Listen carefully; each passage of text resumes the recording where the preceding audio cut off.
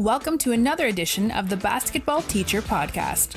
Our mission is to bring you discussions on a wide array of topics in the coaching world to grow players on and off the court. You can connect with us on YouTube, Facebook, and Twitter, and also reach us directly through email at basketballteacherpodcast@gmail.com. Now, here's your host, Coach Mike Hernandez. Hello again and welcome. Thank you so much for joining us on whatever platform you're listening on and wherever you're listening at. I truly do appreciate it. Now, for today's topic, it's one as coaches we have to answer all the time. It has to be a part of our coaching and game planning philosophy. We have to have one ready. It's half-court defense. Now, I know there are teams who love to press. They love to get out and transition a lot and create opportunities that way, but there's always going to be times when you're going to have to settle into your half-court defense and you're going to have to get stops that way. No matter what type of defense or what type of style you want to implement, half-court defense is essential to have implemented. So, to help bring insight into implementing to help bring insight into implementing an effective half-court defense, I'm excited to have with me Coach Anthony Olszewski of McClancy High School. Coach, how are you today? Hi, how's it going, Coach? How's everything? I am hanging in there, not bad. Excited to get into this. So let's go ahead and get started, Coach, with your basketball journey, your coaching journey. Where's the game taking you, and where are you at right now? Well, started as a young kid playing CYO ball in my neighborhood back in Greenpoint, Brooklyn. Born and raised, I haven't left, still in the neighborhood. My father ran the CYO program, so I started coaching at an early age. I was in high school. I was coaching younger kids. I was lucky enough. I actually went to McClancy. I played there for 4 years. After high school, being 5'7", 135 pounds, I had done pretty well academically. So I wound up going to college for free for academics, but I didn't play basketball in college, economics. And as a person, I knew I couldn't go away. I hung out with a lot of older kids. Although I did well in school, I didn't always make the best choices, so staying home was key. And obviously, it was a full ride. So, again, 5'7", 135 pounds, I was going to be a coach. Basketball was kind of at its peak. And then I came back, and as soon as second year of college, I was the assistant JV coach back at McClancy. Fast forward, I thought I was going to be working on Wall Street. I'm going to be like my dad, working in a bank. My mom's a teacher. My sister's a teacher. I was like, nah, I'm not doing that. I'm going to be like my dad. I couldn't sit behind a desk. It wasn't for me. So I got hired to teach at the school, was the head JV coach, did that for 6 years, and now I'm the boys varsity basketball coach at McClancy. And I just completed my 6th year. So you are a hometown product then. You are. Oh yeah, I've never left the building. I'm the assistant principal of the school. Actually, I just finished my 6 years as the assistant principal, and beginning July 1 just passed, I'm now the director of admissions. Awesome. So I'm curious, as somebody who's just grown up in the area and grown up with basketball in the area, how's the game kind of changed within your neighborhood and within McClancy? I know the game's changed so much nationally, but have you noticed things kind of different now than how they used to be? I will say, when I was in school, the New York City Catholic League was arguably the best league in the country. Mm-hmm. And I mean, every night I'm guarding McDonald's All-Americans, big-time Division I prospects, and that's what it was. People have said New York has fallen off in certain aspects of heavy deal recruiting, but there's also been an advent in different things in the sense where travel programs have blown up. When I was a kid, you played for Riverside, Gauchos, and Abyssinian. And then nowadays, you spin around in a circle and there's an AAU travel program on every corner, and every neighborhood has like 3 or 4 of them. So it's different. Also, the rise of prep schools, those kids for opportunities, and things change. Like my neighborhood was a working class, family oriented neighborhood. Yeah, it's been built up so much, high rises and big. It's a very expensive neighborhood to live. We don't have the kids in my neighborhood like we used to, and gentrification and things like that are a major aspect of that. But it's actually interesting to see how my neighborhood has changed. But from the basketball landscape, the park I played in is empty. The kids they're not showing up 5-on-5. Let's go. That's not going on. Yeah. Another thing about the Catholic League was if you were on the varsity basketball program in the Catholic League, you were a Division III player, because it was so highly competitive. The respect was there. We have Division III programs in New York City now. They're getting kids from Ohio. They're getting kids from, Midwest.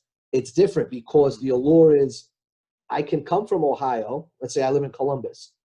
I can now go to college, get the New York City experience. Whereas with film, internet, the exchange of things, you could recruit anybody from anywhere. Mm-hmm.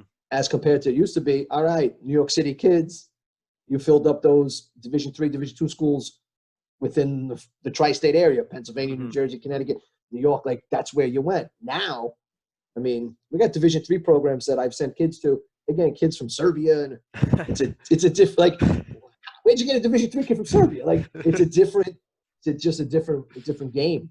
Yeah. Yeah, I mean that it's crazy how much everything's blown up with how connected everybody is, internet, social media, people being able to recruit from everywhere and pull players from everywhere. But you're not the only one, I think, who's mentioned that, about how there really is, unfortunately, kind of a lack of players who just sort of like play like pickup ball at the park and things like that. And I think some of we're missing some of that with all the AAU and all of the organization. I don't know. There's still something to be said for just going to the park and just playing a bit. It's the value of winning. If you lose, you're waiting 20 minutes to a half hour because you don't have next. Like it's different, and that's how, like, when you coach, like we do things, and we'll get into it, but when I coach, when we're doing open gyms or we're running 5-on-5s, preseason work, or no, you have to value the possession. You got to understand that when I was a kid, obviously being a small guy, we're playing with the older guys in the park. I knew point game, I'm not taking it. I better not take a bad shot. I'm never getting picked again. Yeah. They're not you're not getting picked. The older guys, they're cutting you out. So you had to know, all right, who needs the ball, understanding who's made a few shots in a row. I got to get that guy the ball because I want to stay on for the next hour. I don't want to sit and watch. Yeah. There's, it's different value now. Yeah. Some kids don't get it.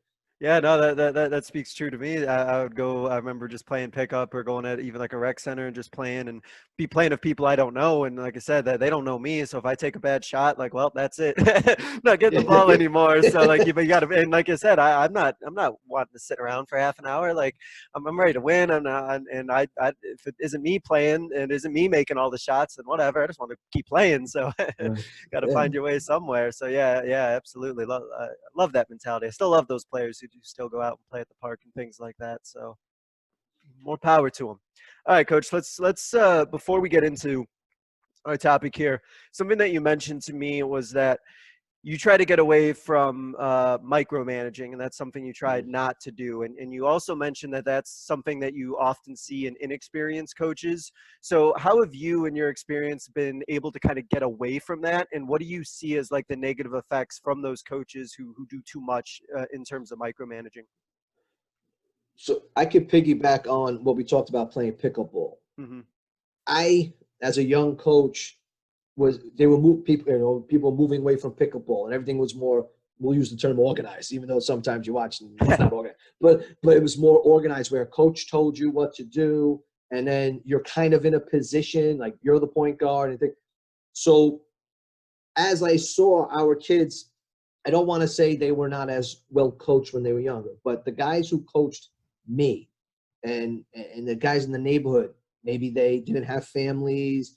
They love to coach. As we've transcended certain things, where now, and I get it too, because I try not to. I got 3 daughters. I just had a daughter last Thursday. Congrats, yeah. My 3rd daughter. So Emma's just born. I have Madeline's 5 and Juliana's 8. Juliana, I wasn't pushing her to play basketball. First of all, 7, 8 years old, you can't reach. It's not great. So I wanted her to like it first. So a friend of mine, she played at Christ the King High School here, national powerhouse, Division I player at George Washington and Manhattan College. Her daughter's the same age. So I was like, cool, she'll coach and I'll just drop my daughter off. I want to be the dad in the 5th. Mm-hmm. Well, they didn't let me do that. Now I got to coach. So no, I don't want to coach 8-year-old girls because I wanted to watch. I coach 16-year-old boys that don't listen at the same time. So but they, you get involved and people wanted to help. They wanted to coach. They taught you the game. Now when it's like, I'm a high school coach, so some people think I know something. Maybe I do, maybe I don't. But they'll respect my opinion as compared to, that guy's dad's coaching, and maybe he doesn't know as well. Fine, whatever. But the kids weren't as prepared, I'll say. So I felt that I had to be like totally ingrained in how this foot has to point that way when you're making a cut, and everything. I got to the nitty-gritty, and then I felt that my kids were frozen. Yeah. That they were thinking instead of playing. And I remember as a player that, again, I wasn't that good. So when I was making mistakes, coach was yanking me because I didn't have the wiggle room. And I get it. Like, listen, that kid's a Division II starting point guard. He's been playing varsity for 3 years. He can make a couple mistakes because coach knows the plus and minus is fine. I go in, I don't make a couple of threes. I make a couple turnovers and sit my butt down because what else did you bring to the table, kid? So I understood that as a player, but I was looking over my shoulder. And I felt like as I started on early on, I was doing that. And I was micromanaging. And the kids, I don't want to say they weren't having fun, but they were not playing basketball. Yeah. So what we try to do now is, like you'll see, each team is different. You got a big guy, you can throw a ball in post. You got no big guys, you're spreading them out. I think it's important to have a system, but also understand your personnel has to dictate what you can do. If I got a team that can't dribble, we can't run a dribble drive offense into the best man. If I have guys that are all 5'8", we're probably not throwing the ball in the post. We're going to spread them out and make big guys chase us. Or maybe we'll play a little zone defense, things like that. You try to adapt to your personnel instead of micromanaging every moment. So this year we ran a more fluid dribble drive offense in regards to handoffs and a lot of ball screens, which I early on hated ball screens. I wanted everything off the ball, kids catching the ball in motion and making a quick decision. This year we ran basically every set originated or ended with a handoff ball screen into the next progression. So some of those things so I started to learn a little bit. Yeah. Some things I witnessed teams we play against. So we all have, like, our league mandates posting. Now we use Huddle. We used to use Crossover. Now we use Huddle. You're mandated to post all of your home games on Huddle and share it so it's a league database and everyone can see it and analyze and scout. So you have to exchange your games. So watching film, you see what other teams do. Some guys I coach against, they're excellent coaches, but I could see them, they stop the first progression of your play. And then you get to your second, if you're prepared enough, you get to your second, third progression, and their kids are frozen. They don't know what to do. Those types of things. Right. Like I take luxury. I love the fact where if you're going to beat me, you got to beat me on your second or third progression. Because I'm going to stop that first option. How are your kids going to react? Yeah. And that's what we started to do more with our kids, where I'm like, no, what do you do? Where are we attacking? That happened. What's the next step? And those types of things. I think that's important. Well, yeah, it makes a lot of sense in terms of the idea of letting kids kind of have the ability to make mistakes. I remember seeing something about how there's some coach said it to me once. He's like, when I go watch a game and I see the players are always looking at the coach or at the sideline, he's like, that's when I know something's not good, because that they're worried about making a mistake and they don't have any freedom and they can't make any mistakes. And like you said, they're worried about where their foot's going or how they're setting this screen up particularly perfectly. And so I think it probably allows your players a little bit more like freedom to make mistakes, because you know that they're not necessarily going to get pulled if they make one, and that there's a little bit more fluidity to it. Because one of the terms I've used, and I think you would kind of agree, is like things can get kind of robotic, right? And things can kind of get like stilted, and then it's like you're just going through the motions and you're kind of just doing plays, but you're not really knowing maybe in some cases why you're doing those plays. And then in your case, it sounds like, well, you can stop that action because you know that they're just doing these like robotic type actions, right? And I constantly, one of the things I always say, stop. We're not robots. Let's go. Let's play. And I always actually say we're not robots, because the kid overplays you. You got to cut back door. Why are we throwing that pass? He's not open. Those types of things. And again, I'm tough to play for. You watch my games. I'm nuts. I'm a yeller. I'm a screamer. I'm into it. I'm pressing kids on the side. Like I'm that guy. Yeah. But there are kids that still look over, they make a mistake, they look over it. There's certain things. I always tell the kids, you don't get yanked for playing hard. You don't get yanked for trying to do the right thing. You get yanked for not hustling, and you get yanked for not paying attention. You know, those types of things. But if you're, you know, you make a mistake because you tried super hard, you got to live with those. You have to live with those. You know, you make a mistake, 2 minutes to go, up 12, and you throw the ball through the stage on a fast break for no reason. Now, oh, come here, we have to have a conversation. Those types of things. Yeah. No, absolutely. I try to be the same way, and it's hard sometimes in the heat of the moment, I'm sure. But you just giving players a little bit more freedom and just at least letting them kind of figure some things out on their own, and hopefully, fingers crossed, that they make the right decision. But it's all part of the growing process and all part of the learning process for sure. So let's kind of get into half-court defense. Like I said, I know so many teams there, they love pressing. I like pressing. But eventually, at some point, you're going to have to settle into your half-court defense and get stops that way. So what are your principles when it comes to a half-court defense? I know everyone's going to wonder, zone or man, if you have a preference. Is there a go-to? Basically, what are your foundations? What are your principles? What do you have as your important aspects of a half-court defense? Well, a lot of things, like you mentioned. If you're a good team, when you get into the playoffs and whatnot, you're going to be playing other good teams. Yep. And at some point, you're going to have to knuckle down and get stops. You want to press the crap out of people, and that's good. But the lesser talented teams, you're going to probably overwhelm them. But at the end of the day, you know, playoffs, you played everybody twice. It's the third time you're seeing them. They've practiced the press break for a week and a half. So my whole thing is, if you're playing man-to-man, if you can make it look like a zone with your extreme help side. I think, like, when I was coaching JV, one of the defenses we would always play, it was a 1-2-2 zone defense. But when the ball came over, everyone was pretty much matched up. And then ball goes wing, ball goes corner. We would trap baseline guy, wing guy, and the top guy would take away strong side wing. So JV guys, if they can take a pass from the deep corner and throw a skip to the opposite wing under pressure, they were pretty decent because they're little. They're skip, like, that's a hard play. That is a hard play. Yeah. So, you know, in some of the gyms we play in New York City, in our league, there's some nice regulation floors, big gyms, seats are over there, and then you're playing in a shoebox. It's only 72 feet long, and there's no sideline. So there's these different things that, you know, and I would coach. Oh, we're playing this school. I had things for those schools because they were highly competitive. But when you get to the varsity level, I don't run that one as often. I run that one maybe out of baseline, out of bounds on the first catch, something like that. Because a lot, you know, we all run, pass it in, swing to the top. Then the inbounder either goes opposite corner, comes same corner, shoots a three. Everyone does a play. We all steal the same play. We all do the same stuff. Right. So, like, you try to combat them. Where do you trap? I pick and choose that more on the varsity level.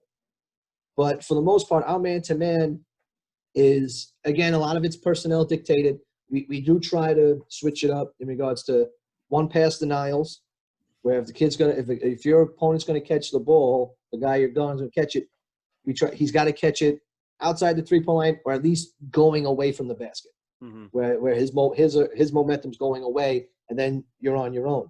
On the back side, you know, you got to be bad. We use the term basket line. Growing up, Coach Lemko, he was the freshman coach at Christ the King High School, multiple city championships. He helped that program tremendously. He was from my neighborhood, and he would take us to camp a lot of times, St. Bonaventure and things like that. If you watched a Christ the King varsity game, he would just sit there, yell, basket line, the whole game. So now my dad, who's one of my assistants, he's yelling basket line the whole game. And that's the term we use. And you got to get on that side. You got to make the court look crowded. It's high school basketball. If you have to make kids make as many passes as possible, so that kid beats his man, dribble drives, and he's got a kick, I'd much rather that kid kick than get him a shot at the goal. Kick it. They'll throw the ball out of bounds. Sometimes your best defense is you just being there. They'll make a mistake. You know, those types of things. But our emphasis is always basket line. I've changed. We used to always force away from the basket on the wings to now, and then on the corners, never give up the baseline. That was what we would do. Because what you see now is we do it too. Is that dribble drive baseline and you're throwing opposite corner to that shooter. So you come help, and then that rotation's tough. It can be tough. So I think we kind of I haven't had a shot blocker in a really long time. Mm-hmm. So guys are going to the basket. I was like, we got to take charges. We got those types of things. Yeah. So we're coming out more square to the corner. Okay. And if the guy wants to go baseline, it's then you're going to chase and trap the help side guy will come, and then the rotation's heavy. Yep. Other times we had come out, you take away the baseline, and you're forcing them away from the basket, that way. Right. So we've done different types of things. I like the one pass away denial on the wings and the corners. We never, and one thing, we don't help ball side.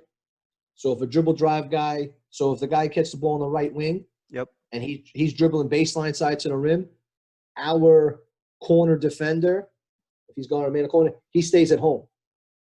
He could stick his hand in, but we don't want that easy kick. Right. We don't want a front kick. If he's going to make a pass, he's got to go out and on the opposite. Yeah. I know a lot of people have that guy slide over. I don't want him, like what we try to get our guys offensively is when somebody's driving, you got to be in front of him. Because, how many times we always tell people, you got to rotate to the top, right? We rotate the top for defense. But how many times does that guy drive from like the top of the key, right of the top key, left top key, and that wing guy starts rolling to the top and we throw that ball to the bench or those types of things. I said, if you're going to go, you want front kicks, so he's got to stop and reverse pivot, those types of things. Right. So that's what we try to do defensively too. Mm-hmm.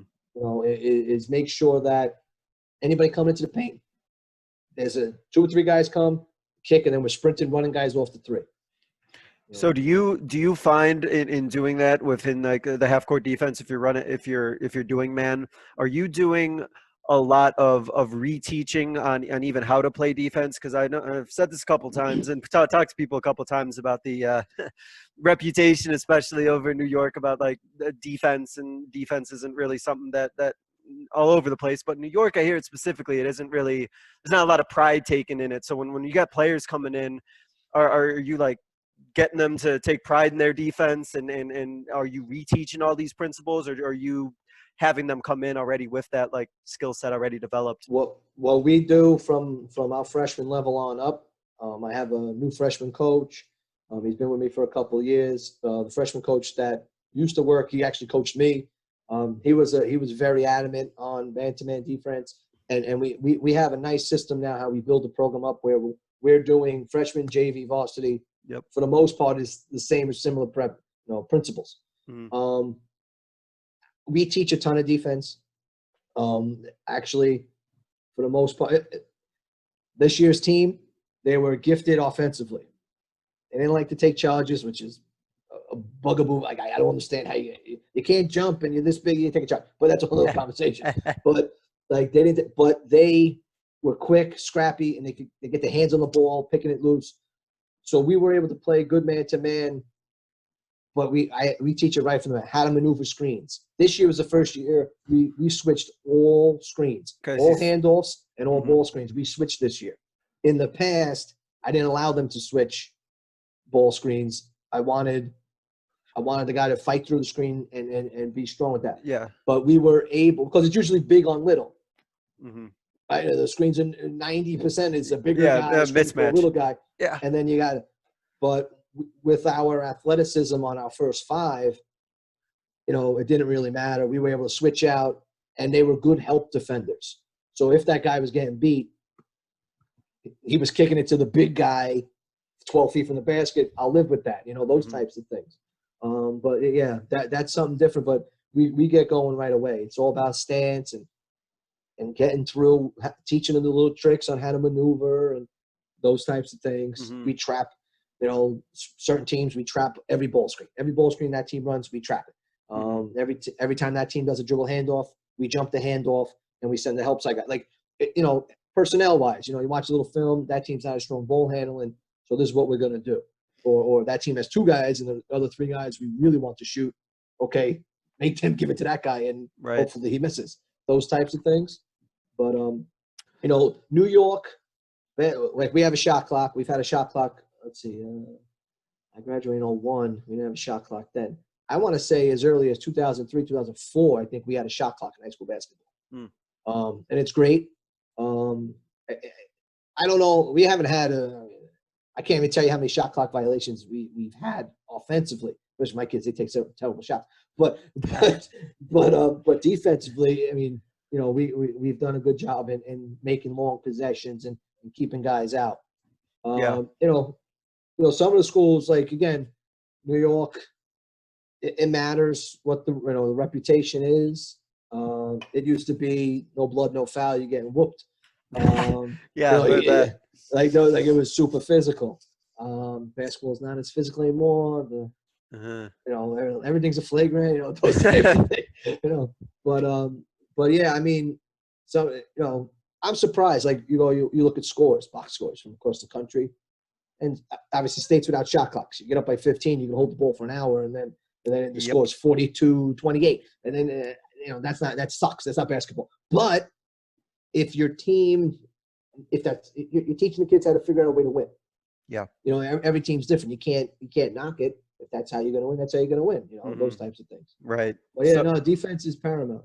So it sounds like, obviously you mentioned about with your own personnel, how it changed your philosophy with screens and switching versus trying to fight through it. How much in terms of what you run, in terms of adjustments to your man-to-man defense and running what you do in the half court is dependent on what you see on film? Is it going to change the way that you close out on shooters? Is it going to change the way that you do those sort of things? Are you giving that information to your guys? Are you just kind of saying it as you're coaching? Like, how does that process work? Our kids have access to the film just as much as I do. Each kid has an account, so whenever I get my hands on the game, it's shared to their account, and I say, hey, check out this. Sometimes, though, players, I think the term is paralysis by analysis. Yep. Where they're thinking too much about, oh, that's the kid that shoots that. And then they're letting the kids a three in their face. So I give them certain things with personnel. Now, there's things that, like anybody else, this is what we do. And then as the season progresses, sometimes what you do doesn't work. So, and you're playing that team for the second time, or, you know, you can expose it. Maybe it's for 2 minutes. You know, what I do, like when we scrimmage, and we're broken down into AA, A, and B in our thing. And it's not size of school. It's basically, it's like talent and things like that. So we're technically in the A, so in the middle tier of the Catholic League. When I scrimmage, I only scrimmage the AA schools. And, you know, we're playing the schools that are supposed to be better than us and those types of things. And early on, we just play man. You know, for our non-league games, we play man. If you lose, I never, ever want to lose a game. I don't want to lose a race up the stairs against a kid in the hallway. But if we're going down with those games doing what we do. As you progress through the year, you know, certain things like, oh, this hasn't really been working. Maybe I didn't teach this concept right. Because our practices are a ton of skill development. Right. Okay. It's mainly techniques. We work on closeouts every day. There's different drills because it gets a little monotonous, and I understand that. So we try to incorporate as many defensive drills that change over. So this week the terms used, wherever you steal it from, you call it that. Right? So the Michigan State drill, this is from Tom Izzo. That's a Michigan State drill. Let's do that. And we do those types of drills. And you do it 3 times that week. The 4th day, you left that alone because you pick something else that had the same principles. Yeah. And you do that. Gym time's premium. We got 1 gym and 5 teams that need to practice. Right. So maybe you're only getting in that. Because I'm not a long practice guy. If we're going to have a long practice, that means we shot for half of it. Like if I was able to get a 3-hour slot, which would be magical in my school, an hour and a half, you're shooting. Because it doesn't matter if you can't make a shot, you can't win. Yeah, Paul's got to win. So if I get that time, we're shooting for an hour and a half. If I don't have that time, it's skill development, defense, and shooting, and those types of. I mean, you put your sets in. I'm trying to do what we've been doing more system and reactions as compared to sets and plays. Mhm. You know, that's something we're doing a little more of lately. Right. Again, it's personnel. You know, these kids, I was blessed this year at a senior laden team. You know, went 16-8, third place. You know, lost the eventual city championship by 1 in the playoffs. Yeah. So those kids experienced an 11-14 season before, losing 6 games by 5 points or less. So those kids came in hungry and prepared and ready, and we were able to hit the ground running with them. Right. Yeah. Next year's team, they'll be senior laden, but a lot of them didn't get a lot of minutes. Mm.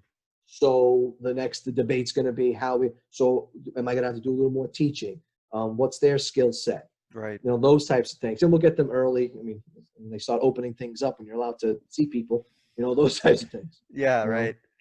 Right. So then kind of easily transitions into that next question about this group that you have coming up who they're seniors, but they're not necessarily as experienced and have as much game time. So then does that, in your mind, does that lead to the possibility of playing more zone? I guess is my next follow-up question is where does zone fit in your principles, and when is it time to throw in the zone for you?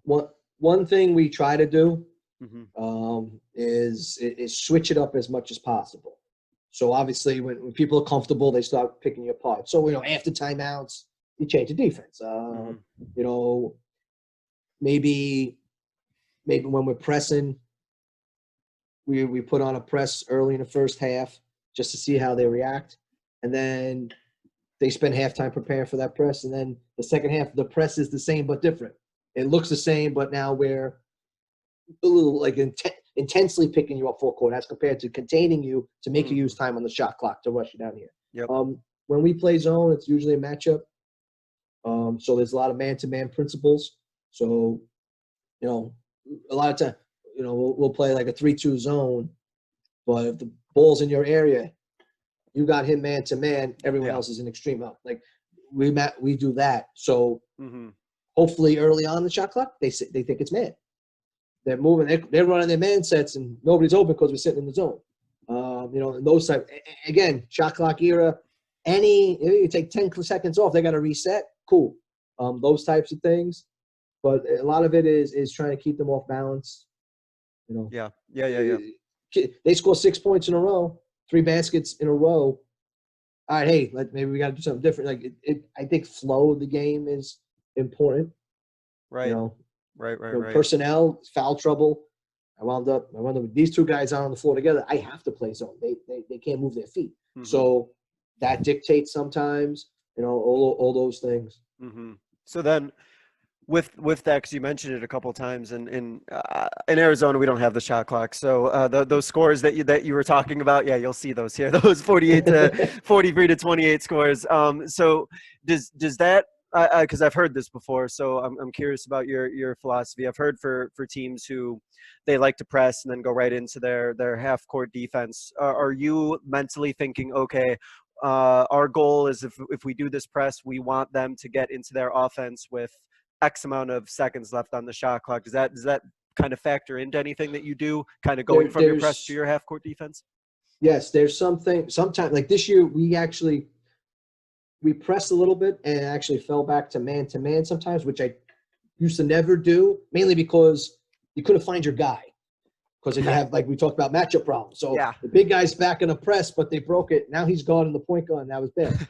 Since we were more inclined to switch on all ball screens and handoffs, I didn't care. So we do a 22 contain press, things where it takes some time. If they take 8 seconds to get over, and we're still pressuring them, it's going to take them another 5-6 seconds to get into their set. Okay, now they only have 20 seconds to get a good shot. You know, we do those types of things. We try to incorporate a couple of running jumps in different aspects, but I haven't been a big proponent of that, mainly because I don't know how to properly teach it. Okay. Never played it, never was coached it. I research it, I read books, and then because sometimes, you know, in the back of your mind, you don't want it, like pressing in those areas, you're going to give up easy baskets. because you've put yourself at a disadvantage. You put two guys here, another guy there. There's a lot of space on the floor. Mismatch somewhere. Yeah. So you're gonna give up. And I have this problem. I've had this the whole time. How many am I willing to give up before I say I'm not pressing anymore? And that's it. Like you talk about, like a 48-27 game. I'm not willing to give up 6 baskets because that's a lot. Yeah. Like that's 16% of the thing. Nah, I'm not really into that. But when you're playing, like I always try to, if we can get the team playing, if we can get them in the low 50s, I know we'll score 60. At least this year. Like that's early on in my career, the team I went to the city semifinals with, we were very good. We had a real good team. Kid actually, best player on our team, was the 5th leading scorer of Division II 2 years ago in the nation. He was phenomenal. But it was 1st to 50. I had the kid. He wound up being the 5th leading scorer in the country, Division II. And when we played our games, I was praying to score 50 points because everyone zeroed on him. But we could lock down. We could play everywhere. He blocking shots. But we would turn around. All right. 1st to 50, and we'd win. We'd win. We 21-4. It was insane. But every time we were first 50, we won. Yeah. And we would win games 51-49. It didn't matter, but it was ours. That was, I think, 1st to 50. This year's team, the goal was, okay, I want to give up less than 50 because I know we'll score 60. I know we'll get 60. Right. So let's make sure we keep it in, if we can keep them low 50s, we're golden. Yeah. There was times, like first half, you come out, you're shooting terribly, and the halftime speech was, "Hey guys, we got 19 points. How are we getting to 50?" Right. And they come off and boom. I'm like, how the hell did we get to 72? I don't even know. Like they figured it out. They you're pressing, different things. Yeah. No. So a reoccurring message, though, is kind of the mixing it up and understanding your personnel, understanding what's going to work with this particular group of guys and in this particular group of situations. And I think from kind of what I'm gathering from what you're saying is that to be effective, you do have to be flexible. You do have to make sure that you have like some form of a press, a zone, something of a man, all these different things that you can throw in, because you never know how things are going to change with whether it's your personnel, whether it's a situation, and that you can't just get fixated on one thing. So, well, when you go, we had a lot of time quarantine, right? So early on, I was watching all the NABC videos, and the coaches were talking, and you're on Twitter, and I follow you on Twitter. Like, you start following things on Twitter, people, and a lot of the things I saw, especially with quarantine, was you have to be comfortable being uncomfortable. And that was a common thing, and maybe John Calipari, like whatever I was reading. And that's important, because when you're playing other teams, if you don't make them uncomfortable, so if you're changing your defense, you're pressing a little, you're changing up, going under screens, going over screens, if you don't change certain things up, they get too comfortable, and it's a free flow for them. And we all thrive when things are going well, right? Right. But when things start hitting the fan, people tighten up, they make mistakes. You see with your kids. Yep. How many times early on in my career I'd call a timeout, and I'd waste the timeout yelling at the kids. Then the whistle blows, the horn goes off. I didn't coach. Didn't say anything. Yeah. I didn't coach. Yeah. And young, stupid, I didn't coach. They go back out there. I turn around. They're doing the same thing. And then I got my father as assistant. He goes, well, he would use maybe I use colorful language. Maybe he was a little colorful language saying, what did you tell him to do? I'm like, I didn't tell him to do anything. I just told him to stop that. That's not coaching. That's just me yelling. I felt better. I yelled at you. But I didn't fix it. Yeah, so it did. So now I got to go, okay, everything's going to be all right. We can't do that. We can't do this. Can't waste the time out. And I did it hundreds of times, especially early in my career, where I would call a timeout to stop what the other team's doing, but then I didn't coach. And I was like, that I got to do better. Like, that's stupid.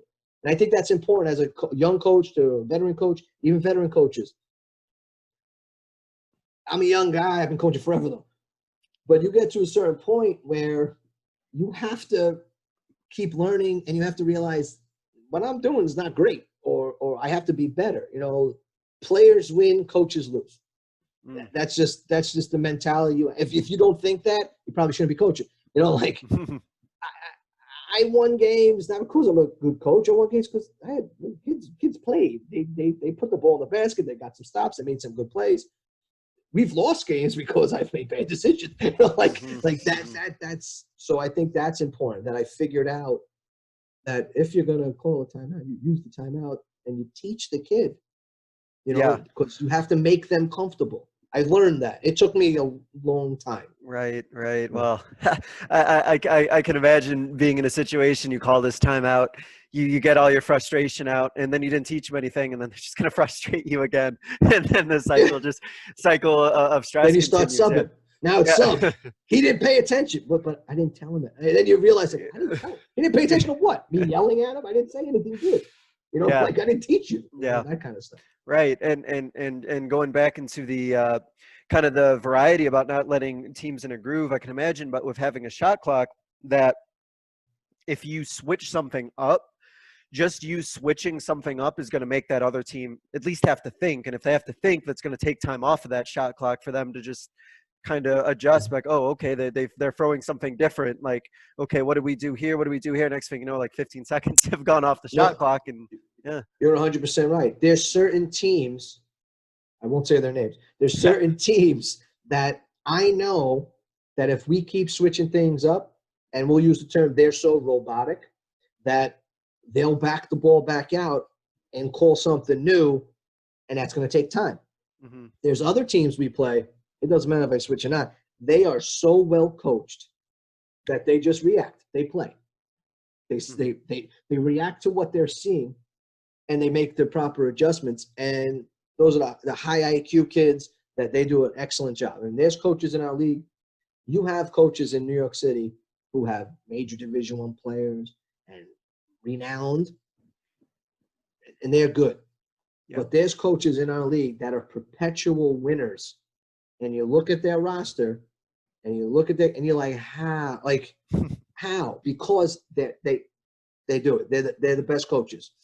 They're the best coaches in our league, and they do the most with the least. Those types of things, Mm-hmm. And one day I hope to get to that point where my kids are just doing it. It's like, wow, that team's really good. That's a well-coached team. Like, well, thanks. And it's them. I don't know what's going on. Those types of things.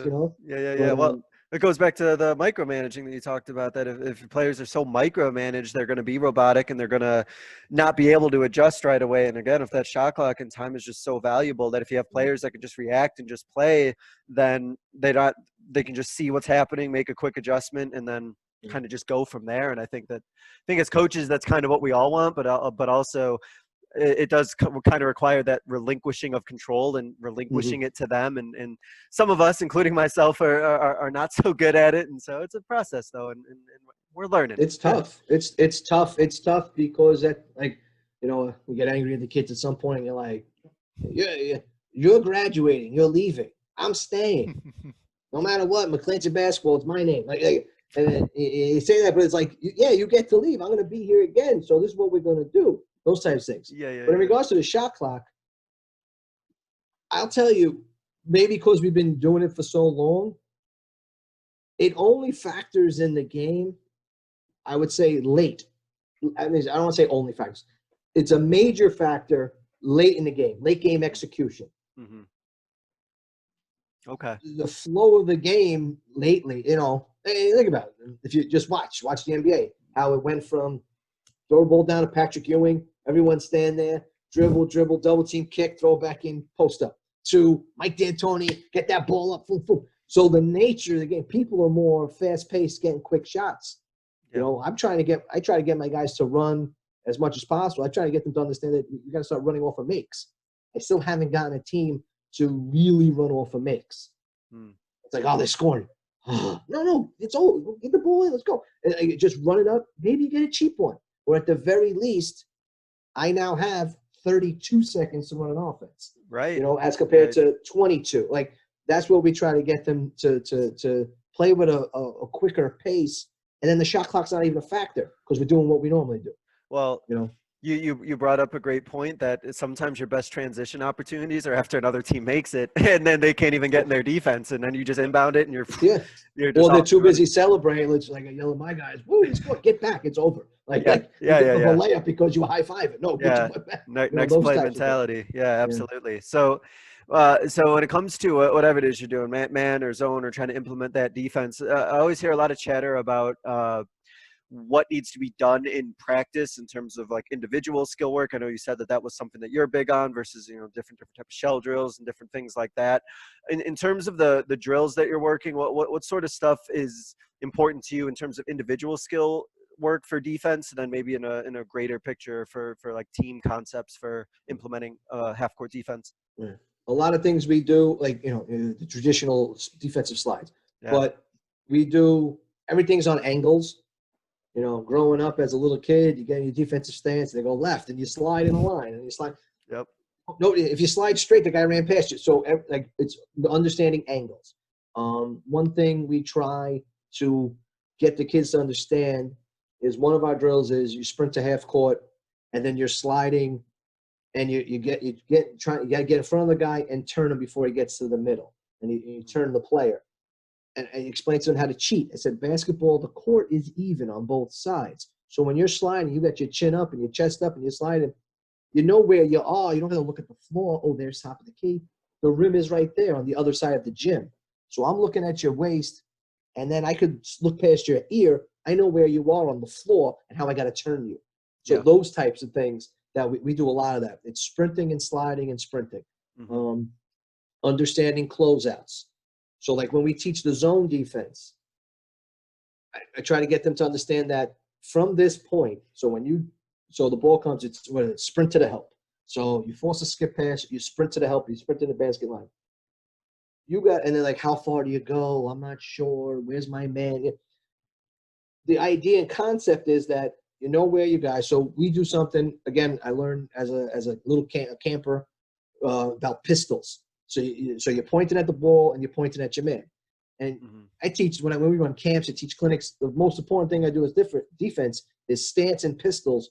And I try to explain to the kids that if you're pointing at the kid with your hand, when that player leaves and you sneak the peek, if he's not there, you know where you're going to put your nose. You're getting your chin to your finger. So when you're seeing ball and man, and then you give that look. If you're not pointing, where you looking? Your head's got to be on a swivel as compared to cheating. And also your arms are wide. You're taking up space. It's all these things. So we got those kids getting into the defensive stance and pistols. And then how many steps to the closeout? If it takes you more than a sprint and a hop or like 2 steps, you're too far. You're too far in help. You never get into that guy. So we do that like with our zone concepts. When we do our matchup zone, where to get to that next level. Because it's easier with zone because for the most part, unless the guy cuts through the middle, he's standing on the wing. He's standing on the corner. He's either going to come to you or he's going to go to a spot that you're going to sprint to. Yep. So things like that. Not following the ball. Ball goes over your head. You're turning. You're putting your nose to his belly. And you're coming under because you're cheating. If I jump and I follow the ball, I may jump and foul the guy. I may jump and miss, and then I'm out of the play. Now I'm going this way, and they're coming. So that ball gets over your head. You're turning, and you're looking at the player. Kind of like a cornerback in football, right? There, the wide receiver's eyes get open. He's getting the ball. You're going right at him. You're sticking your arm up. There's no pass interference, so you stick your arm up, and you get right into that guy. Right. And those types of those little techniques we work on a ton. What we're trying to do more of. When I try to explain to be strong in the chest, as you slide your feet, you're allowed to bump somebody. You bump the guy, but you're strong in the chest so that when there's contact, he doesn't get the angle or he doesn't knock you back and knock you off balance. Right. That's one of the things we do with ball screens in particular. Especially if we're trapping the ball screen and want you to fight through, is we used to teach, stick that arm in and you make contact with the screener and then you bump the ball handler. They're not calling the foul on you. That guy pushed me into him. They may call a legal screen. It could be the most legal screen possible. But I got skinny. I bounced off him, bounced off you. Worst case scenario, I bumped him. Now I'm in front. Or he pushed me into him. What am I supposed to do? And you know, those types of things. Right, You know, right, if right. be the first guy to hit someone, you may get away with it. You know, those types of things. All legal, of course, not like, you know, crazy stuff. But like, you know, those types of things we work on a lot. Yeah. I think that's important. We put them with a lot of guarding people. So we pair them up early and often with guys of similar skill set and speed, foot speed, so that when they're, you know, so you do the zigzag drill, right? Guy guarding the ball, dribbles up, and well, you got the big guy, 6'4", 200 pounds, guarding the 5'8" water bug. He's not learning anything. Yeah. So we do that, and we do that. There's certain drills that are daily drills, closeout drills, ball handling with defense. All those drills are constant, and you know, and defensive slides, just technique, especially early on, like through tryouts and conditioning. We do a lot of technique, being able to sit, balance, going slow. There's the mirror drill where we're both in defensive stance and I got to slide and keep you in front of me. I think I stole that. that was a Coach K videotape. Yeah. I know got that all one. the mirror drill. We do all those types of things. Like, Yep. you know, the best drills are the ones you steal. Like you just figure it out. Absolutely. And then put my name on it. things, yeah, and some things that come up and you're like, well, you make an adaptation. You're like, that's pretty good. I didn't even know what I was doing. That made sense. Let's do it this way. You know, all those types of things are important. I think that's really important in regards to defensive and technique. Because once the ball goes up, they need to just be able to react on what they learned. You know, I think that's super important. So when it comes to the let's talk about the zigzag drill and some of these drills like that, is there a competitive environment to those? Are those competitive ones? Do the players kind of get amped up and kind of like just as excited to compete on defense as they would on offense? Right. So one of the aspects, like early on, so I once saw a clinic with Buzz Williams. This is when he was still at Marquette. And he's got it's a great zigzag drill. It's you got to keep turning the guy, and you got to beat him to half court and take a charge on the open floor, and it's a great drill. So we incorporate those things. A lot of it is, again, you're pairing kids up. You're fighting for minutes with so and so, or you know, like this guy's been dogging you. You know, you put some things out there, and you know, and you push each other, because when you get to the other end, he's got to guard you. And you know, things we teach. So obviously you've gone on the guy, you got the one hand in a passing lane, and your opposite half of balance is it was called the dig hand. So if the guy wants to make a quick crossover or come back the other direction, your hand is there. Yeah. He's got to get it lower or whatever. Right. And what I teach, maybe because I got a big schnozola myself, is I want my nose on the ball. Because if you get too far, if it's past my nose, that means my shoulders are way too far. And if my nose isn't at his ball handling hand, he's running past me. So I try to get them nose on the ball, because you got that hand in a passing lane and the dig hand. And that's what we're trying to do. So early on, obviously, it's technique, but then it's pushing each other, you know, and then you make it competitive. You know, how many times you got to turn the guy. Then you go end line, and you only within the key, the length of the floor. And you can't if he gets past you, you know, and we're sprinting, stuff like that. Right. And then within that, you kind of mentioned about the dig hand and hand placement like that. Are you worried, or do you have anything that you have to teach to make sure that you're not getting cheap reach-in fouls versus like players who want to steal? Is there a certain like method that you have or mindset that you have in regards to not getting steals or not getting fouls? When we do those defensive drills, you're not allowed to poke. So we get that. I said, you're going to have the ability to poke. It's going to be there. Your natural ability is going to take it. But if you start poking and you get a cheap foul, 75 feet from the basket, or you start poking, the guy blows by you, I'm asking you, if you play good, hard enough defense and you're in front of him, he may kick the ball and give it to you anyway. I said, your job is to make him uncomfortable and or turn it over. Most turnovers, I tell him, most turnovers are off of bad passes. So I want you to press him hard enough where you don't run by you and then you force a bad pass. Then it's your teammate's job, because they're supposed to be in help anyway. They're supposed to pick up that loose ball. Yep. I said, it's rare, for the most part, that you take the ball out of a guy's hands. Right. Because if you do it, that guy probably doesn't play much. And their coach takes him out, or he's not the ball handler. You know, like we've had to do that many times, where the best matchup is our biggest guy is the best matchup to bring the ball up. You know, we played a team Legendary coach was Tiny Morton, coached at Lincoln, he was coaching at Nazareth. Now he helps out at the Patrick School in Jersey. But Tiny's had, Sebastian Telfair, and Lance Stevenson, Isaiah White, like he's had these legendary guys. He was coaching in Nazareth one year, and they pressed our pants off. But we figured out, like, all right, their big guy played center field. All right, you're bringing it up. Make that guy come, because when he came, ran, and jumped, by the time he got to you, and the other guy helped, now we gave the ball to our guard, and now we got an all-out sprint. Did it work so well? Yeah, we broke the press. Did we score any other? No, the guy can't block shots off the glass. But we were getting the ball over half court finally. Those types of things. We were getting good shots because my point guard was 5'4", and he was getting swallowed up. So now the big guy, you bring it up, make him guard you, and we'll figure it out just to get the ball into some flow. Yeah. So I think that's important. Right.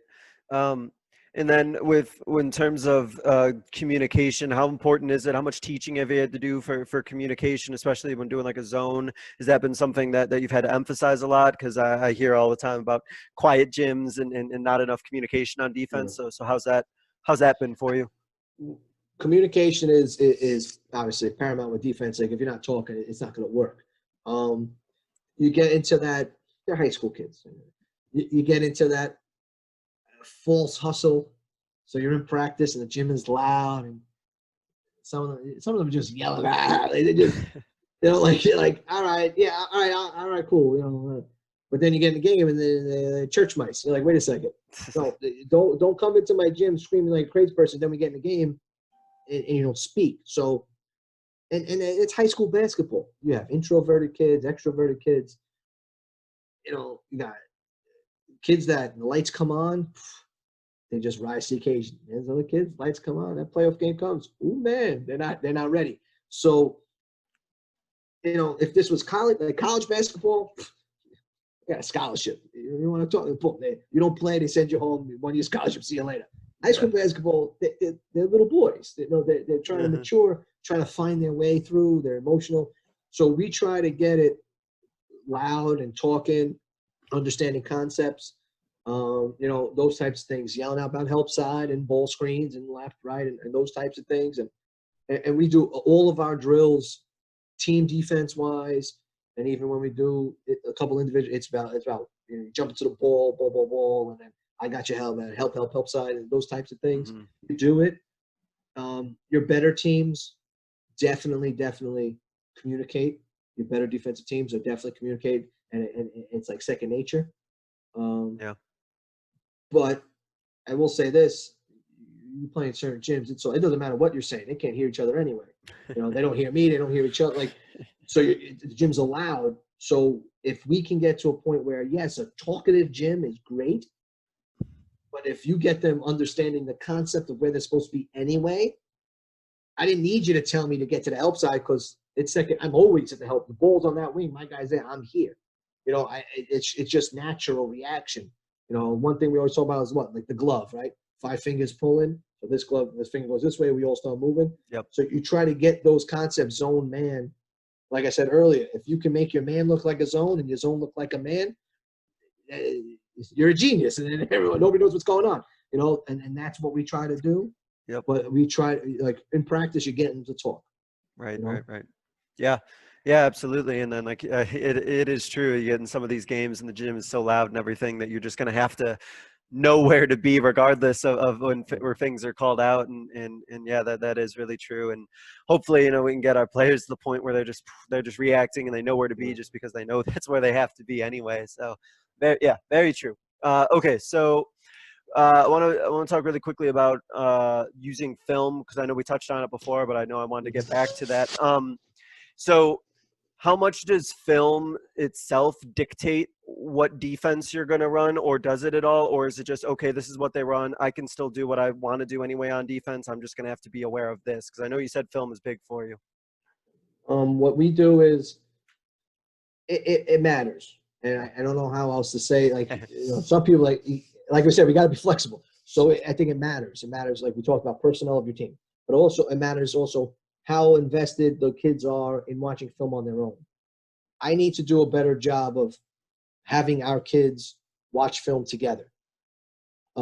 we don't do a ton of film sessions, which I think is negative for us because, it's New York City. So how does it work? Kid gets on a bus or the train at 6 a.m., 6:30 to get to school. Limited, practice 2:30. We're practicing until 5, 6. We had study hall. They're taking a bus or train home. They're on public transportation. A lot of them, seniors, some of them have cars, but a lot of these kids are getting, they're getting home 9, 10 o'clock at night because of public transportation. How hostage can I keep them? Like those types of things. The other aspect of it also is it's school. Do I want them sitting there watching game film or do I want them doing their homework?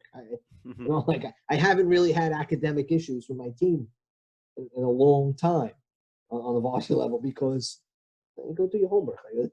That's it. Yeah. Watch the game film.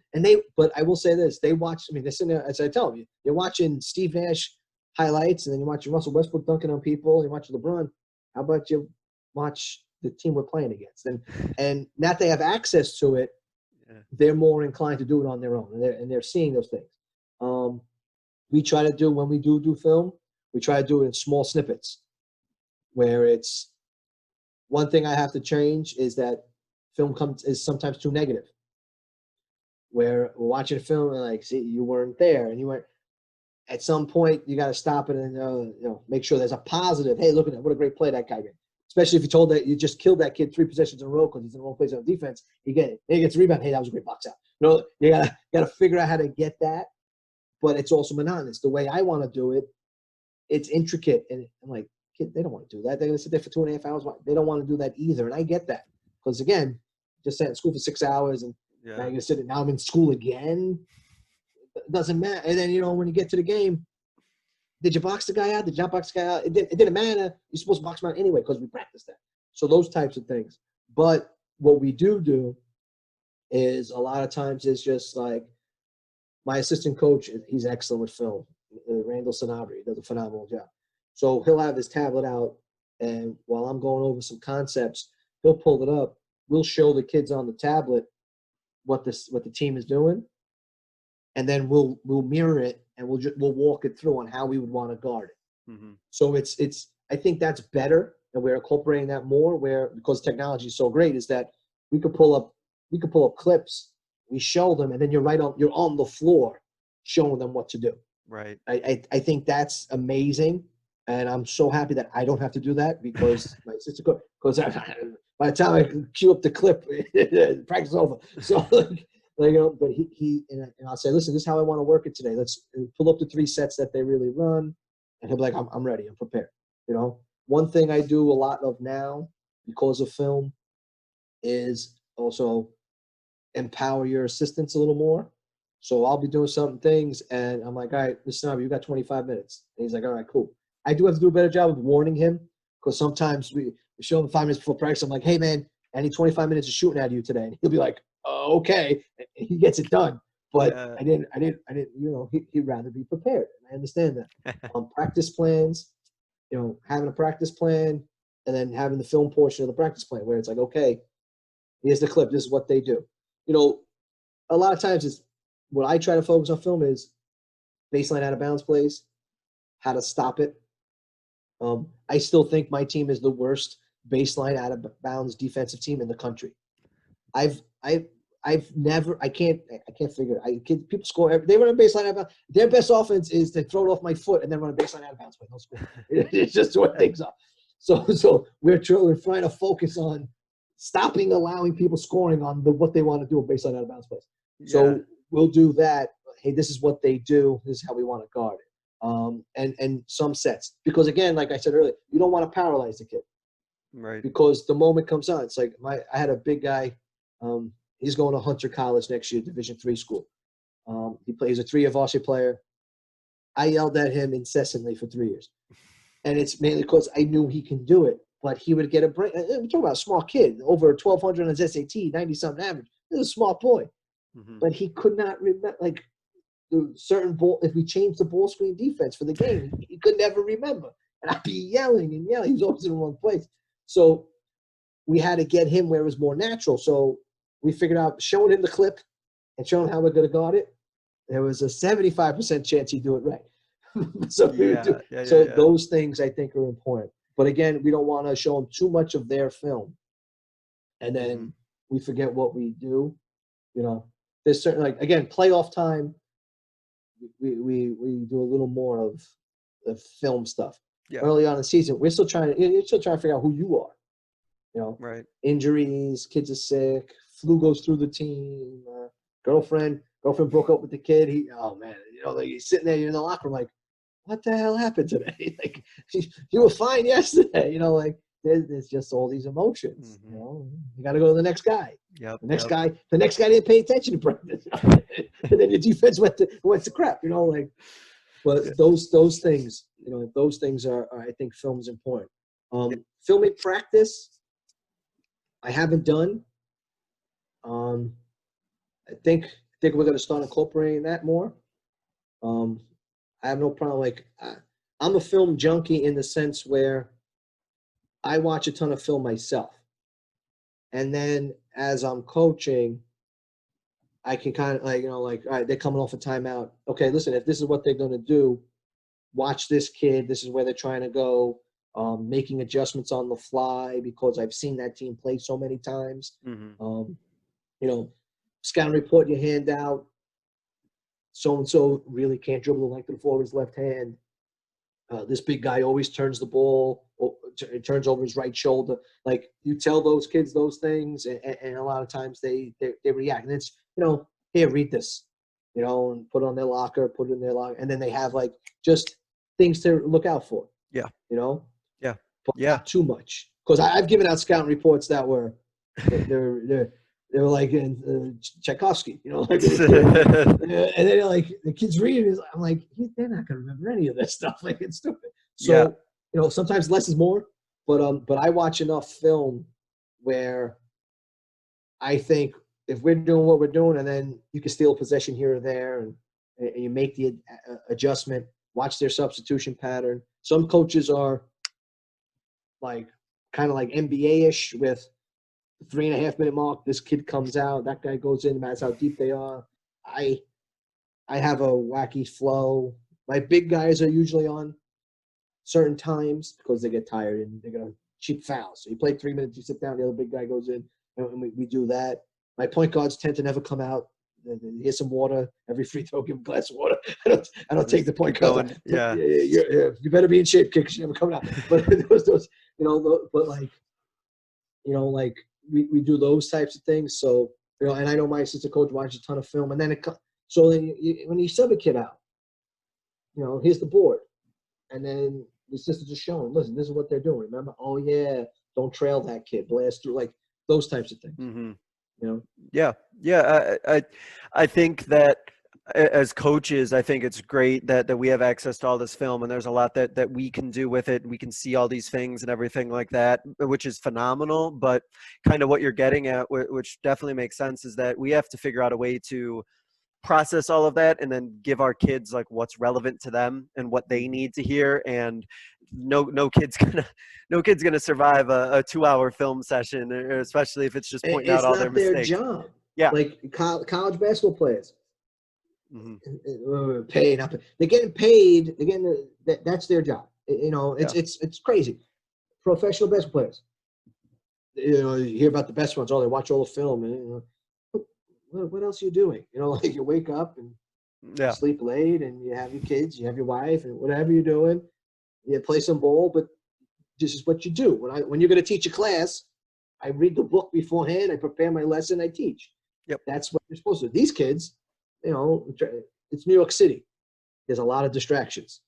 There's entertainment. That's the other thing that we have to deal with too, is that there's a lot of things you can do. I wish sometimes I coached in a town where the gym was packed with 4,000 people, because that was the highlight. It was Friday night, and that's the only thing going on. You're doing. Like, I would love to experience that. It's like when we go away to a tournament or whatnot, and you walk in and you're playing the whole school, you're like, this is bananas. It's like, they're like this. It's like this every game. Like, oh my God. We're playing on a Tuesday afternoon and we got like 150 people. Like, all right, this is cool. Yeah. It's crazy the just the difference that exists. You know, I had a whole episode that by the time this one comes out will be up about coaching at like a small school environment, coaching at a school of like 75 kids and 75 kids total in the school population, and just the dynamics of how that is, and the way that, you know, in some of these small areas and these small communities, basketball is huge and sports are big, but then you're in New York City and it's just like you're dropping the ocean sometimes with some of the things that there High are for school kids sports, to you got 9 professional teams. do.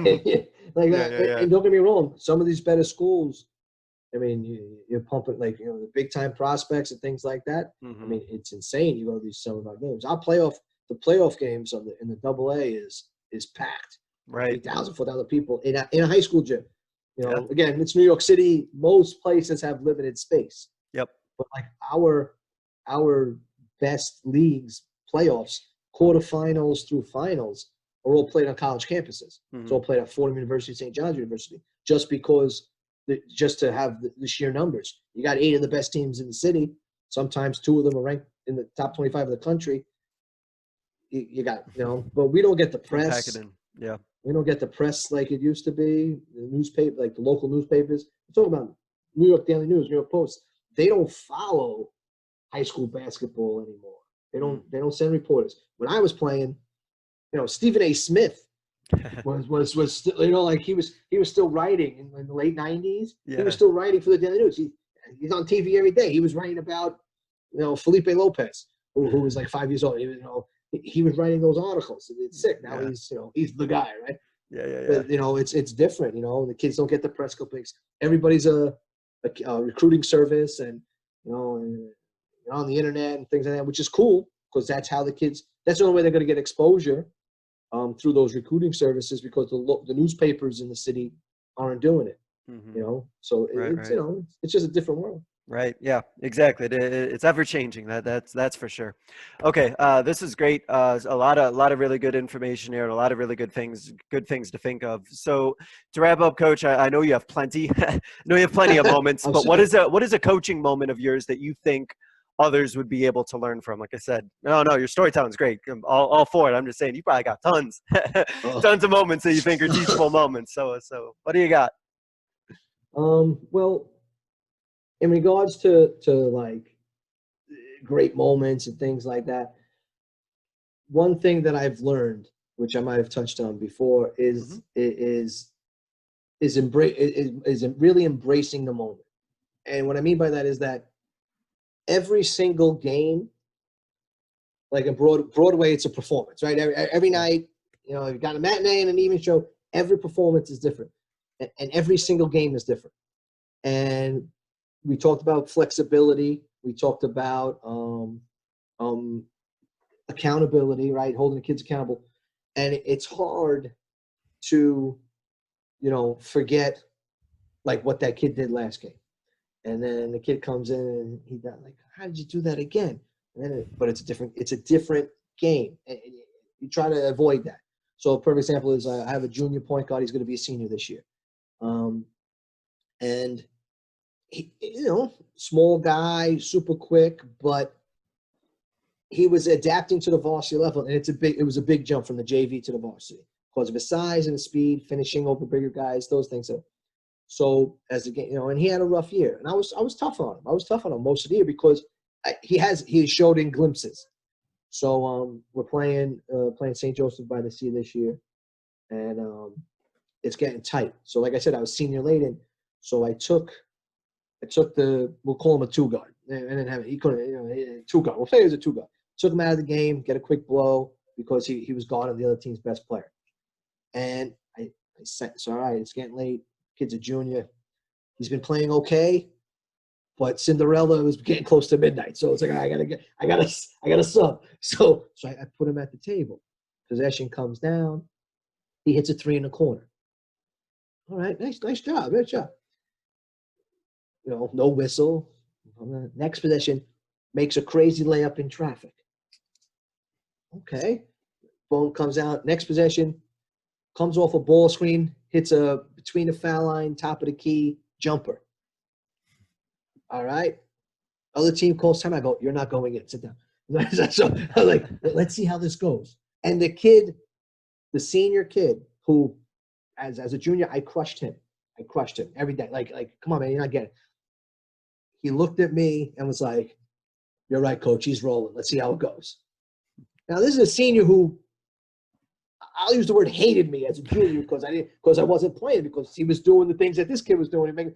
Yeah. And he looked, and I said, listen, let's see how this goes. And the senior kid looked at me and said, coach, you're right. Now, it was like 2.5 minutes to go. This kid had a 10-point. So we left the junior on the floor. He had a 10-point fourth quarter, and we won by 6. And he was coming out. If he doesn't make that corner three, if he doesn't make that leg, the horn was. If he missed and there was a foul, one of his stupid teammates fouled, he wasn't going to have that moment. And we don't say single-handedly, but down the stretch, he took over the game, and it was awesome. There's the film, like on Instagram. He makes the third three he makes in the fourth quarter. I come running, I jump it up and down, and it was like used for a holiday thing. But like the emotion, and the first kid to get crazy was the kid I was supposed to sub in. So when he makes that big, like the second or third three or whatever it was, and I jump up and I wound up clicking my heels because I'm not. The kid that was supposed to go in that I didn't put in, he was going bananas for his teammate, and I'm like, when you watch it after, you're like, no, that's what it's about. Even if we all lost the game, but they were all going nuts. Like, that's what it's about. And the kid makes a great play and his teammates value it. Yeah. I've gone above and beyond now to be more positive, in the sense where there has to be an interaction. There's like, you do something wrong, I have to get mad, or I have to tell you to shake it off. You do something well, I better tell you good job. I can't be silent. Because I can't expect you to respond to me telling you you stink, you didn't do a good job today, without me saying, hey, man, that was awesome. High fives, and I try to, I observe coaches, and, not everyone's as animated as I am, and I understand that. But I'm like, you have to, if you're a screamer, you better make sure that there's something positive coming out. That a kid does something, you better give a high five. I played for a coach at some point in my life. I can tell you right now, I never see him give a high five to anybody. It's like, oh, you did what I said? Yeah, because you did, because I told. Like, no, man, that's not, like, yeah. They're kids. We're teaching. And that's super important. Whereas if you can show value in the great moments, but you got to kick them in the butt. You do. You have to hold everybody accountable. Like, that's important. But you have to show value when they do the right thing. Mm-hmm. And when they are successful, and you praise that. There has to be a lot of praise, especially nowadays. They talk about kids. You have to tell them positive things, not overly positive either. Like, I'm not saying I'm not the everyone gets a trophy guy. That's not happening. But how do you not tell a person you did a good job? At work, I teach. They're doing. If my boss never says, "Hey man, that was pretty good today," I'm saying, like, you don't like me, like, and I get that. Like, mm-hmm. I'm not valued. So they're kids. Show them the value, and then make sure everyone on the team is valuing their teammates. Now, they're kids. Are they all going to get along all the time? No, I don't expect them to. There's 15 personalities in there and 3 coaches. You got 18 personalities. And then throw the managers in. We have great managers. Kids doing the book and the film. And you got 20 kids going to a game. You got 20 people, 2 different vans, all different walks of life. We're a pretty diverse school. We're a tuition-based school, but we're in the heart of Queens. Queens is arguably the most diverse place in the country. Yeah. And and you see how they value and love each other, and they pull for each other. Obviously, it's easier when things are going well. You go 16-8, people are happy. You go 11-14, kids want to kill each other, and I get that. I understand that too. But you have to find those moments where they depend on you, and then they understand that you got their back no matter what. Yeah, love it. Yeah, absolutely. And just so much relationship building and so much understanding of everybody's coming from a different situation. And if you, like you said perfectly, if you're going to harp on kids and criticize and in term, sometimes be negative, at the same time, you also have to make sure you're giving it back on the positive end just as much, so that you're reinforcing the things that you do like that you see. Because I think you might get in a situation where they're going to hear sometimes all the negative things, and then they're not going to know what they're supposed to be doing because you're not overtly promoting it and telling them, I need you to keep doing that. So yeah, excellent. Excellent point. So I always give coaches what I call my 60-second soapbox to clarify, reiterate, give a closing thought on something. You did a really, really nice job there, but I'm going to give you the floor anyway to do this. So go ahead, Coach, with your 60 seconds soapbox. Any closing thought or final thought or anything you want to just reiterate and reemphasize?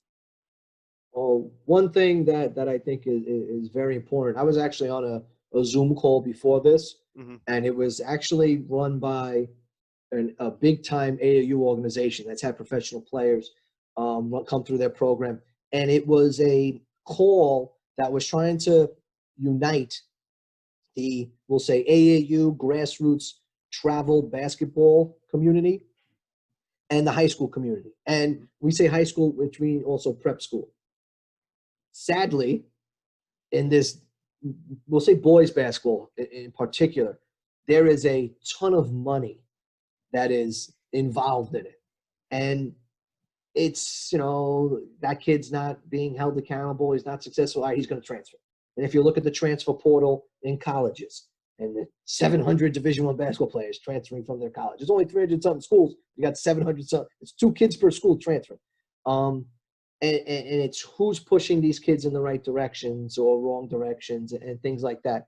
I think working on teaching the youth accountability and in the sense where that it's communal, the AAU, the grassroots, the high schools, we have to work together because at the end of the day, it's for the betterment of that child, that one child. He's not mine. He's not yours. He's a basketball player. And we have to do a better job incorporating parents into the mix. Like society has changed to the sense where more and more people go to college, right? It's kind of now it's really a prerequisite for career placement. As when my parents, and I'm sure your parents, like if you went to college, it was great, but but now you can't get a job this way. So we have, we'll say, better prepared and knowledgeable parents on top of at your fingertips is all this knowledge. You can Google about a school, you can put a coach's name and you put a player's name and everything pops up. There's 9,000 articles on everything.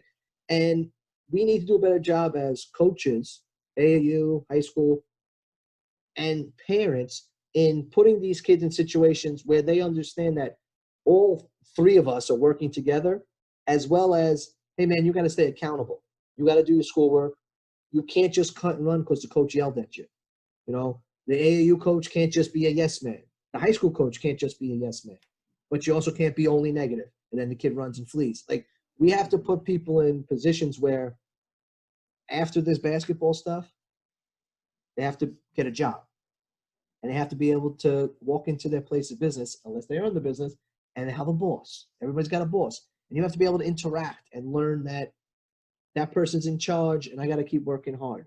And I think that's an issue where, on the higher levels of basketball, because that's what people will strive for. You watch the video, watch all the highlight tapes and these guys doing crazy dribble drills and things like that. And you're like, yeah, but Steph Curry shoots 9 out of 10 from 35 feet out with no defense on him because he's taken that shot a million times. He didn't show up to the gym doing all that crazy stuff. So it's accountability. He worked at it and he listened, and I think that's important that we all figure out a way that we teach our kids what accountability is about, and then it'll be a better environment. Mm-hmm. That's just me. Like, I don't know, like maybe because I'm a father, maybe when I was, 8 years ago, maybe I wouldn't say this, but I think it's about like teaching kids that there's limits, we can go over what's going on in society and things like that. You'll be here for 3 hours. I know I talk a lot, but at some point, there's a limit and there's a consequence or a benefit to whatever action you did. And I think it's important that, especially with youth sports, we teach kids accountability, and it's only going to come from unity with the high school coach. And like I said, there's 9,000 travel teams in every corner, and the travel coach. These kids have too much social media pulling them in different directions.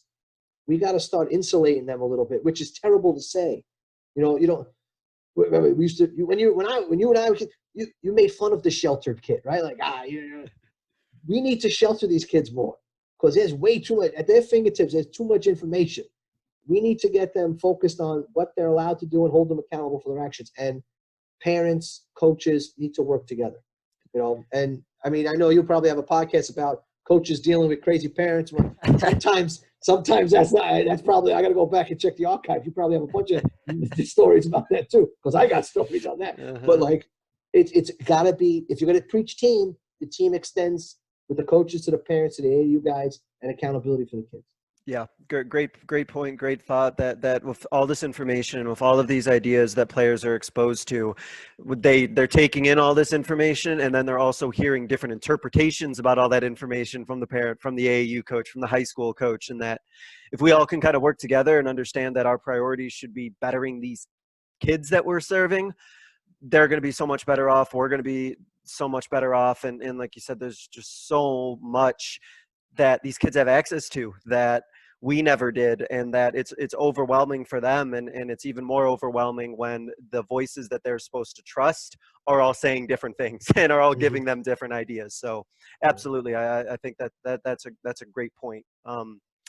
Coach, I want to thank you for spending some time not only just talking about implementing half-court defense, but things that go so far beyond basketball. I think it was really insightful, and I think it was great for coaches just to learn, reflect, and just think about their own practices. So I want to thank you again, and good luck going forward, and hopefully you got some games to coach going forward. Yeah, that's too. what we're looking for. Thank you for having me, and I am sorry. I didn't know it was going to, if I talk too much. Oh, no, absolutely not. Trust me, I know you're from the city, so I knew. I know how that goes. It's all good.